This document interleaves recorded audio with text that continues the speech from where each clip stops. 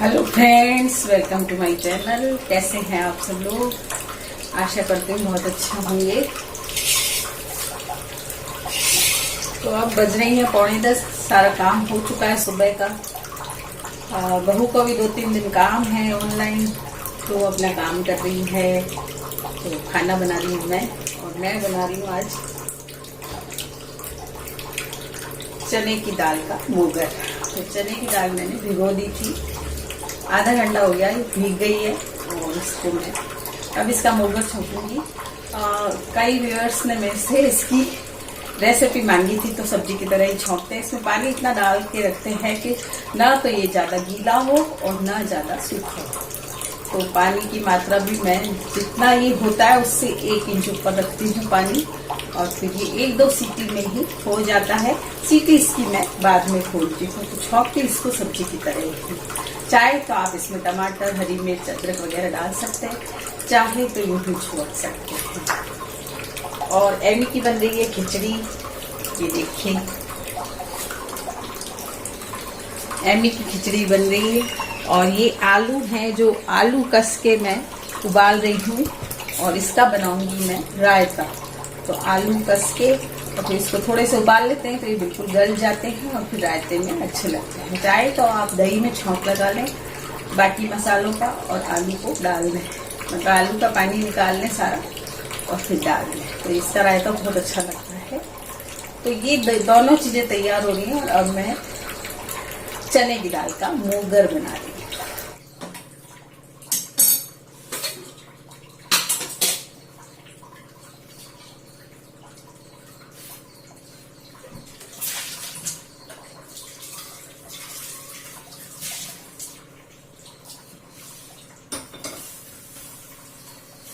तो जो भी मतलब रस वाली सब्जी होती है उसमें मैं घोल बना के मसालों का और फिर ही डालती हूँ। ये मेरी मम्मी की रेसिपी है, मतलब मम्मी हमेशा मसालों का घोल बनाकर ही सब्जी बनाया करती थी, और मसाले बहुत अच्छे भुन जाते हैं जब तेल में, तो सब्जी बहुत अच्छी लगती है।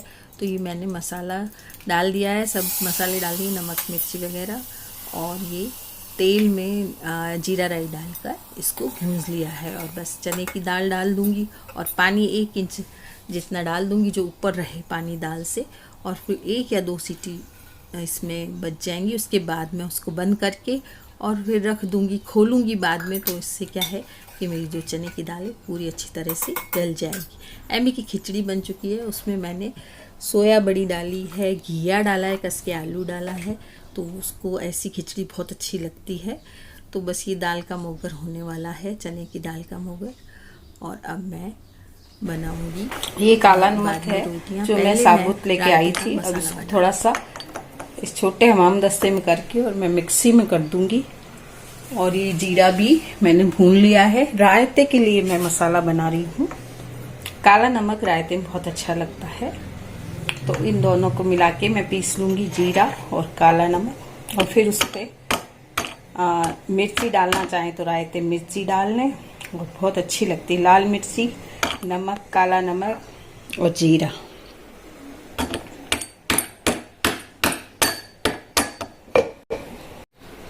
ये देखिए पिस गया, और अब इसमें मैं मिर्ची भी मिला दूंगी। अभी तो इसको मैं ऐसे ही डब्बे में भर दूंगी, और जब रायते में डालूंगी तो मिर्ची भी डाल दूंगी, लाल पिसी हुई, और रायता बहुत अच्छा लगेगा। तो ये इसमें भर दिया है मैंने, और थोड़े दिन चल जाएगा ये। तो बस ये 1-2 सीटी में तैयार हो जाएगा मोगर, और फिर मैं रोटी बनाऊंगी, रायता बना लूंगी। और ये काम करके मैं फिर आपसे दोपहर को मिलूंगी। दोपहर में मैं आज कुछ सिलाई करूंगी, कुछ जीन्स वगैरह में, बेटे के जीन्स में जो एक बटन वगैरह टूट जाता है वो हटाना है। वो बहू से हट नहीं रहा है, तो वो बोली मम्मी आप कर दो इसको। तो उसको हटा के मैं दूसरा बटन लगाऊंगी, और भी कुछ काम करने हैं मशीन के छोटे मोटे, तो वो करूंगी, तब आपसे मिलूंगी। तो अभी मैं खाने की तैयारी पूरी कर लेती हूँ। तो ये न्यू मतलब जीन्स है बेटे की, और इसमें जो लोहे का एक बटन लगा हुआ होता है वो टूट गया है, वो निकल जाया करता है हमेशा। कई बार ऐसा होता है कि जीन्स में से निकल जाते हैं बटन, तो उस बटन को हटा देना चाहिए।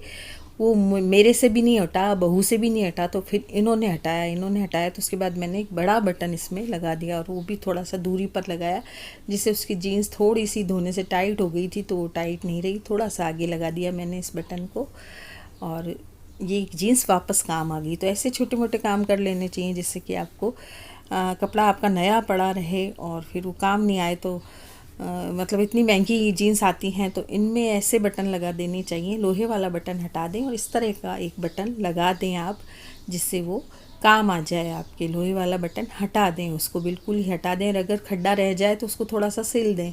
तो मैंने इसमें ये बड़ा बटन लगा दिया और ये जीन्स उसके काम आ गई। दूसरे दिन ही उसने पहन ली और उसकी पसंद की जीन्स थी। तो इतने दिन से सोच रहा था, पता नहीं कल लेकर आया कि मम्मी हो रहा नहीं है, तो फिर मैंने कहा मुझे पहले ही कह देता तो मैं कर देती। मुझे तो ऐसे कामों का बहुत शौक़ है और मैं किसी ना किसी तरह इनको सही कर ही देती हूँ। और भी मुझे कई काम है लेकिन आज नहीं किया, आज मैंने केवल ये बटन ही लगाया। Hello friends, welcome to my channel. कैसे हो बच्चों? आशा करती हूँ बहुत अच्छे होंगे और अपने अपने घरों में सुरक्षित होंगे। तो मेरा काम हो चुका है, दोपहर को मैं रेस्ट भी कर चुकी हूँ। अब बजने वाले हैं 3 बज ही चुके हैं, 3 बज गए। मैं सो भी ली हूँ।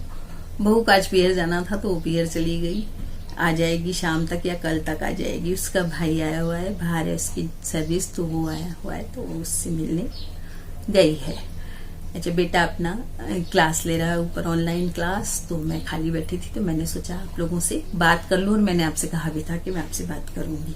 तो बात मैं ये करूंगी कि जब भी आपके पास कोई सब्जी नहीं हो या कोई चीज, मतलब आप सब्जियों से उग गए हो, अभी मैं बहुत सब्जियों से उग गई, आलू टमाटर बना लिए, भिंडी बना ली, लौकी बना ली, अभी ये सब्जियां आ रही हैं, करेला बना लिया, ये सब चीजें बना ली। तो फिर आज मेरा मन किया कि मैं चने की दाल का मोगर बनाऊं। तो मोगर की आपको मैंने रेसिपी भी दी और आज मैंने मोगर इसीलिए बनाया। तो घर में जो भी आपकी सब्जियां हों तो उससे आपके एक पैसे की बचत भी होती है और एक थोड़ा सा नयापन आ जाता है खाने में। तो आप जब भी आपका मन उब जाए बाहर की सब्जियों से तो आप घर की सब्जी बना सकते हैं। तो घर की सब्जियों में मैं बताऊंगी कि एक तो पापड़ की सब्जी बना सकते हैं आप। बेसन मैं 2-3 किलो मंगवाती हूँ और बेसन की सब्जियां भी हम लोग बनाते रहते हैं, जैसे गट्टे बना लिए, पकौड़ी बना ली, पतोड़ बना लिया। तो ये चीजें हम बना के और फिर उसकी सब्जी बना लेते हैं तो हमारे बेसन बहुत जल्दी खत्म हो जाता है। तो दही डाल के हम इन सब्जियों को बनाते हैं और ये खाने में बड़ी स्वादिष्ट लगती हैं। और जब हम बोर हो जाते हैं उन सब्जियों से तो फिर ये वाली सब्जी बीच में सप्ते में 2 बार तो बन ही जाती हैं। चाहे तो पकौड़ी की सब्जी बन जाती है, चाहे तो गट्टे की बन जाती है, पतोड़ की बन जाती है, तो फिर बीकानेरी सेव आते हैं उनकी सब्जी बना लेते हैं, पापड़ की सब्जी बन जाती है। और ये चने का मोगर है या फिर काले चने बना लेते हैं, छोले बना लेते हैं या राजमे बन जाते हैं। तो इस तरह की चीजें आप अपने साप्ताहिक इसकी लिस्ट बना लें और फिर उन लिस्ट के हिसाब से आप अपना खाना बनाएं तो आपको बोरियत महसूस नहीं होगी। और आपकी जब लिस्ट बनी रहेगी आपको अगले दिन का पता रहेगा कि आपको क्या बनाना है। तो अगले दिन का मेन्यू एक दिन पहले ही बना लीजिए, जिससे कि आपको कोई टेंशन बनाने में नहीं हो।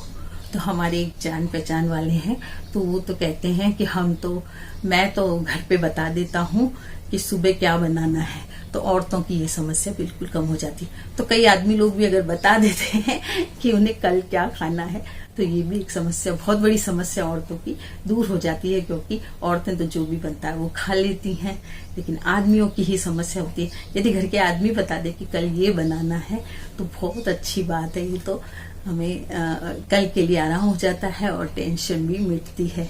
तो आप खुद बना लीजिए। आपके अगर आदमी या घर के जेंट्स नहीं बताते हैं आपको कि क्या बनाना है तो आप खुद एक लिस्ट बना लीजिए और साप्ताहिक लिस्ट बना के अपने किचन में टांग लीजिए। मैंने पहले भी आपको बताया था कि साप्ताहिक लिस्ट बना लीजिए। नाश्ते की भी लिस्ट बना लीजिए कि सुबह नाश्ते में क्या बनाना है, और सब्जियों की भी लिस्ट बना लीजिए सुबह और शाम की। और कई लोग तो क्या करते हैं कि शाम को दाल बना लेते हैं, खाली दाल भी बना लेते हैं, तो साथ में नींबू वगैरह रख के, सलाद रख के वो खाली दाल से रोटी खा लेते हैं। तो शाम को ये भी ठीक रहता है, हल्का फुल्का खाना रहता है। तो शाम को चाहे आप एक दाल बना लें, चाहे डेली में बना लें, अगर आपके घर वाले खा लें। तो मेरे घर में तो रोज तो नहीं खाते हैं, मेरे को सब्जी चाहिए सबको हमारे घर में दाल के साथ। तो फिर दाल के साथ मैं भी ऐसा करती हूँ कि दाल भी बना लेती हूँ शाम को और थोड़ी सी कोई सब्जी बना लेते हैं, तो दाल सब्जी हो जाती है। और सुबह का जो है वो आप लिस्ट बना लीजिए सुबह के खाने और नाश्ते की, तो साप्ताहिक लिस्ट बना के अगर चलेंगी तो आपको बहुत आराम रहेगा, आपको काम करने में आराम रहेगा, आपकी टेंशन दूर रहेगी। तो आज की वीडियो में इतना ही दोस्तों, मिलते हैं कल फिर एक नई वीडियो के साथ। और आपके फिर जो आपके अच्छे कमेंट्स आ रहे हैं उनके लिए एक बार फिर धन्यवाद। हाँ, एक कौन है, उन्होंने मुझे कहा कि आंटी आप वीडियो बनाना बंद मत करना। मैंने कल की वीडियो में कहा था कि मेरा मन करता है कि मैं वीडियो बनाना बंद कर दूं, लेकिन उनका एकदम कमेंट आ गया कि आंटी आपको देखना भी अच्छा लगता है और आपकी वीडियो भी अच्छी लगती है। तो आपको बहुत बहुत धन्यवाद। प्रतिभा जी नाम है शायद उनका, और उनका चैनल भी है, बहुत अच्छी रेसिपी वो बनाती है। उन्होंने मुझे ये कमेंट किया है कि आप वीडियो बनाना मत बंद करना, मुझे आपको देखना भी अच्छा लगता है और आपकी वीडियो भी अच्छी लगती है। तो आपका बहुत बहुत धन्यवाद प्रतिभा जी, और आपकी रेसिपी मुझे बहुत अच्छी लगी। आपके चैनल में जाती हूँ मैं और आपकी रेसिपी बहुत अच्छी लगी। और सबका भी धन्यवाद जिनके अच्छे कमेंट्स आते हैं, और सबसे अच्छा कमेंट मुझे लगता है या सबसे पहले कमेंट्स आ जाता है तो मैं उसे पिन कर देती हूँ। तो सबको धन्यवाद इतने अच्छे कमेंट्स देने के लिए। तो आज की वीडियो में इतना ही, थैंक यू।